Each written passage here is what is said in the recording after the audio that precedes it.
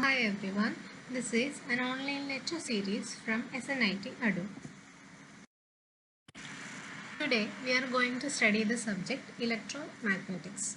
So it is having a course code EE302. This subject comes under the curriculum of S6EE under Kerala Technological University. And my name is Swati Sodan. I am working as an assistant professor in EEE department of SNIT Adu. So we were discussing module 6. So till now we studied about plane wave propagation in different medium. So lossy dielectric, lossless dielectric, good conductor, free space അങ്ങനെ different മീഡിയത്തിലുള്ള plane wave പ്രൊപ്പഗേഷനും അതിൻ്റെ കാര്യങ്ങളും ഡെറിവേഷനും നമ്മൾ previous സെഷൻസിൽ നോക്കി. അതുപോലെ parameters of wave propagation. So wave പ്രൊപ്പഗേഷനകത്ത് വരുന്ന പാരാമീറ്റേഴ്സ് എന്തൊക്കെയാണ്, അതിൻ്റെ ഇക്വേഷൻസ് എന്തൊക്കെയാണ് നമ്മൾ പ്രീവിയസ് ക്ലാസ്സിൽ പഠിച്ചത്. Okay, so in this session we are going to study the transmission line equation and the transmission parameters corresponds to lossless line and distortionless line. Okay, so transmission lines. So we know that a communication system requires the transfer of energy between the transmitter and receiver. For the communication system, three things are important. They are transmission line, antenna and propagation of waves. So നമ്മൾ ഈ transmission lines mainly use ചെയ്യുന്നത് communication പർപ്പസിന് വേണ്ടിയിട്ടാണ്. Okay, so communication പർപ്പസിനകത്ത് ഏറ്റവും important ആയിട്ട് വേണ്ടുന്ന 3 കാര്യങ്ങളാണ് പറഞ്ഞത്. ഒന്ന് transmission line, antenna and propagating electromagnetic waves. Okay, so അപ്പോൾ നമുക്ക് എന്ത് പറയാം? Transmission line is a device to transmit radio frequency power. So ഇത്രയും നേരം നമ്മൾ പഠിച്ചു വന്നിരുന്നത് ഇലക്ട്രോമാഗ്നറ്റിക് വേവ്സ്, അതിൻ്റെ പ്രോപ്പർട്ടീസ്, അങ്ങനെയുള്ള കാര്യങ്ങളാണ്. ഇനി ആ വേവ് നമ്മൾ ട്രാൻസ്മിറ്റ് ചെയ്യാൻ യൂസ് ചെയ്യുന്നതാണ് transmission lines. Okay, so a pair of parallel wires and coaxial cables are commonly used as transmission lines. So നമ്മൾ കോയാക്സിയൽ കേബിൾസും ഒക്കെയാണ് ട്രാൻസ്മിഷൻ ലൈനായിട്ട് യൂസ് ചെയ്ത് ട്രാൻസ്മിഷൻ ലൈൻസായിട്ട് യൂസ് ചെയ്യുന്നത്. അത് ഒരു പെയറാണ് അല്ലേ, പാരലൽ പെയർ ഓഫ് വയേഴ്സ് ആണ് നമ്മൾ ട്രാൻസ്മിഷൻ ലൈനിന് വേണ്ടി യൂസ് ചെയ്യുന്നത്. സോ നമുക്കിനി നോക്കാം ഇത് മെയിൻലി എവിടേക്കാണ് ആപ്ലിക്കേഷനായിട്ട് വരുന്നത്. സോ ആദ്യമേ പറഞ്ഞു കമ്മ്യൂണിക്കേഷനകത്ത് വരുന്നത്. So it is applicable in telephone signals. So telephone സിഗ്നൽസിൻ്റെ ട്രാൻസ്മിഷനും മറ്റും വേണ്ടിയിട്ട് നമ്മൾ ട്രാൻസ്മിഷൻ ലൈൻസ് യൂസ് ചെയ്യാറുണ്ട്. In computer data and LANs. So computer network, internet network, LAN network, അങ്ങനെയുള്ള നെറ്റ്വർക്കുകളിലും നമ്മൾ ട്രാൻസ്മിഷൻ ലൈൻസ് യൂസ് ചെയ്യുന്നു. It is used in T V signals and in cable T V systems. Okay, so it is also used in the signals from transmitter to antenna and antenna to receiver. So നമ്മൾക്ക് usually കമ്മ്യൂണിക്കേഷനകത്ത് നമ്മൾ പറയുന്നത് transmitter ഉണ്ട്, receiver ഉണ്ടെന്ന്. Actually ആ ട്രാൻസ്മിറ്ററിലേക്ക് transmitter എന്ന് പറഞ്ഞ് നമ്മൾ consider ചെയ്യുന്നത് ആൻറ്റിനയാണ്. ആക്ച്വലി ട്രാൻസ്മിറ്റർ എന്ന് പറഞ്ഞ ഒരു ഡിവൈസാണ്. അതിൽ നിന്നും ഒരു കണക്ഷൻ പോകുന്നുണ്ട് ആൻറ്റിനയിലേക്ക്, ട്രാൻസ്മിറ്റിംഗ് ആൻറ്റിനയിലേക്ക്. So transmitter to transmitting antenna connection, അതുപോലെ റിസീവിങ് ആൻറ്റിന, റിസീവർ. സോ അങ്ങനെയുള്ള കണക്ഷനും വേണ്ടിയിട്ട് നമ്മൾ ട്രാൻസ്മിഷൻ ലൈൻസ് യൂസ് ചെയ്യുന്നുണ്ട്. സോ ഈ ട്രാൻസ്മിഷൻ ലൈൻസ് എന്ന് പറഞ്ഞാൽ മെയിൻലി ദീസ് ആർ സർക്യൂട്ട്സ് ആണ്. Okay, so parallel coaxial cables ആണ്. സോ ഇതെന്ന് പറയുന്നത് സർക്യൂട്ട്സ് ആയിരിക്കും. ഓക്കെ, സോ നമുക്കിനി ട്രാൻസ്മിഷൻ ലൈനിൻ്റെ പാരാമീറ്റേഴ്സ് എന്തൊക്കെയാണെന്ന് നോക്കാം. സോ ട്രാൻസ്മിഷൻ ലൈൻ പാരാമീറ്റേഴ്സിനെ മെയിനായിട്ട് രണ്ടായിട്ട് ക്ലാസിഫൈ ചെയ്തിട്ടുണ്ട്. First one is primary constants and the second is secondary constant. So primary കോൺസ്റ്റൻസിന് ഏതൊക്കെയാണെന്ന് വെച്ച് കഴിഞ്ഞാൽ it is R, L, G, C. It is R corresponds to resistance, L corresponds to inductance, G corresponds to conductance and C corresponds to capacitance. And the secondary constant ആണ് Z0, characteristics impedance, and gamma. Gamma is the propagation constant. So ഗാമയുടെ കാര്യങ്ങളൊക്കെ നമ്മൾ previous സെഷനിൽ പറഞ്ഞിട്ടുണ്ടായിരുന്നു. Okay. Primary constants. So first primary constant ആണ് resistance. So resistance is defined as loop resistance per unit length. So ഇവിടെ നമ്മൾ transmission lines ആണ്, കിലോമീറ്ററുകളോളം നീളമുള്ളതാണ് ഈ ട്രാൻസ്മിഷൻ ലൈൻസ് എന്ന് പറയുന്നത്. സോ അതിൻ്റെ ഒരു യൂണിറ്റ് ലെങ്ത്തിൽ എക്സ്പീരിയൻസ് ചെയ്യുന്ന റെസിസ്റ്റൻസിനെയാണ് നമ്മൾ പ്രൈമറി കോൺസ്റ്റൻറ്റ് റെസിസ്റ്റൻസ് എന്ന് പറയുന്നത്. ഇനി അതിൻ്റെ യൂണിറ്റ് എന്ന് പറയുന്നത് ഓം പെർ കിലോമീറ്റർ ആണ്. രണ്ടാമത്തെ കോൺസ്റ്റൻ്റ് ആണ് inductance. Inductance is defined as loop inductance per unit length of the line and it's unit is Henry per kilometre. Next is conductance. Conductance is defined as a shunt conductance between the conductors per unit length of the line and its unit is mho per. It's mho per kilometer. അതായത് റെസിസ്റ്റൻസിൻ്റെ റെസിപ്രോക്കലാണ് conductor. റെസിസ്റ്റൻസിൻ്റെ unit ohm ആണെന്നുണ്ടെങ്കിൽ കണ്ടക്റ്റൻസിൻ്റേത് മോ ആയിരിക്കും. Next is the capacitance. It is defined as the shunt capacitance between the two conductors per unit length. ഇതിൻ്റെ കപ്പാസിറ്റൻസിൻ്റെ unit നമുക്കറിയാം ഫാരഡ്സ് ആണ്. ഇനി ഇവിടെ transmission ലൈൻസിൻ്റെ കേസിൽ വരുമ്പം അതെന്താവും? ഫാരഡ്സ് പെർ കിലോമീറ്റർ. ഓക്കെ, സോ ഇനി നമ്മൾ പറയാൻ പോകുന്നത് സെക്കൻഡറി കോൺസ്റ്റൻസിനെ പറ്റിയാണ്. സോ ഫസ്റ്റ് സെക്കൻഡറി കോൺസ്റ്റൻ്റ് ആണ് characteristic impedance. It is defined as the steady state vector ratio of voltage to the current at the input of an infinite line. So നമ്മുടെ parallel ആയിട്ടുള്ള രണ്ട് coaxial cable വരുന്നത് പോലെയാണ് നമ്മുടെ transmission ലൈൻസിൻ്റെ circuit എന്ന് പറയുന്നത്. അതിൻ്റെ ഇൻപുട്ട് സൈഡിൽ നിന്ന് നോക്കുമ്പം എക്സ്പീരിയൻസ് ചെയ്യുന്ന ആ ഒരു ഇംപിഡൻസിനെയാണ് നമ്മൾ ക്യാരക്ടറിസ്റ്റിക് ഇംപിഡൻസ് എന്ന് പറയുന്നത്.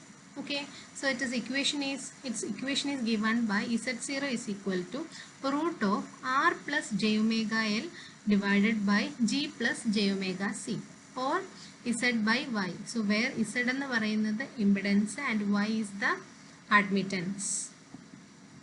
Okay, രണ്ടാമത്തേതാണ് propagation constant. So it governs the way in which the waves are propagated. Waves propagate ചെയ്യുന്ന way govern ചെയ്യുന്നു.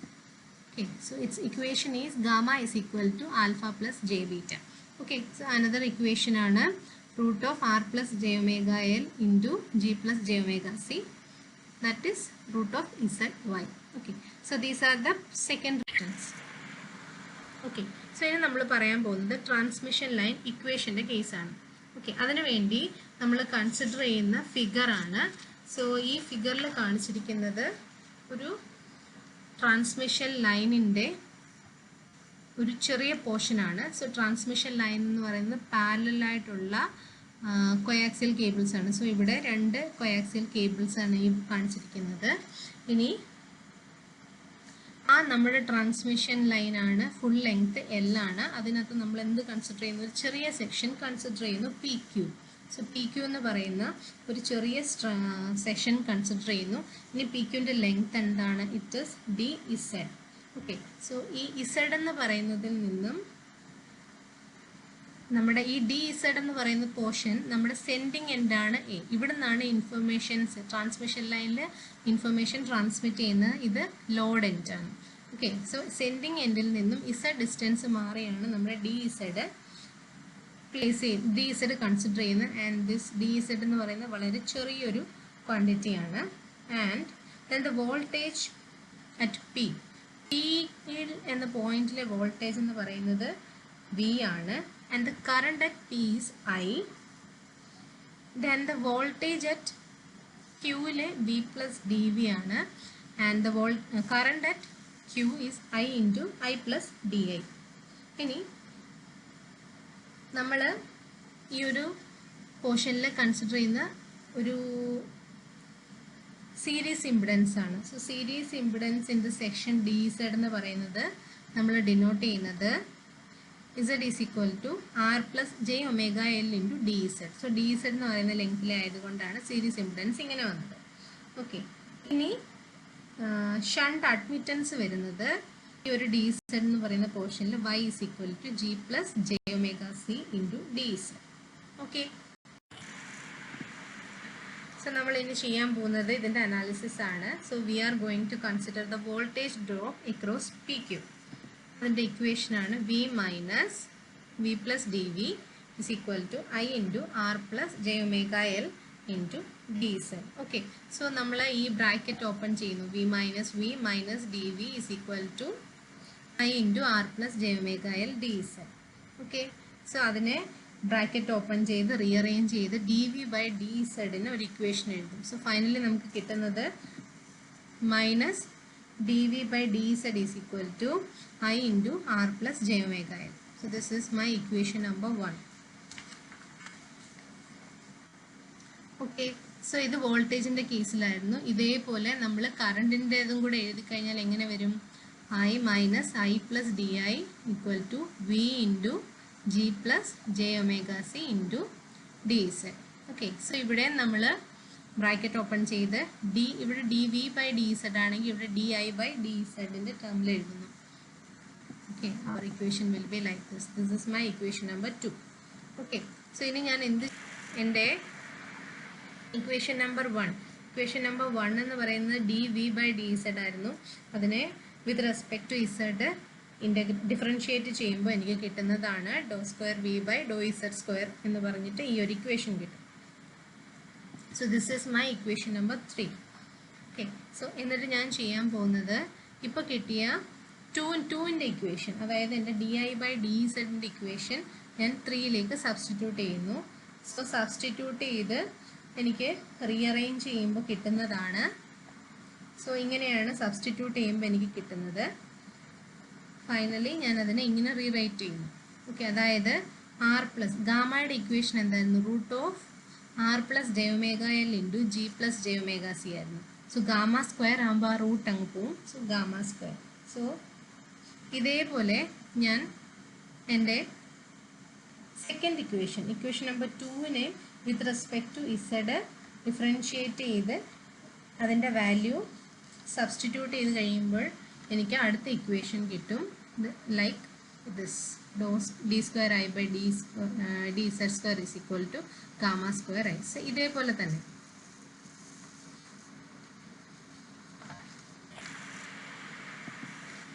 ഓക്കെ.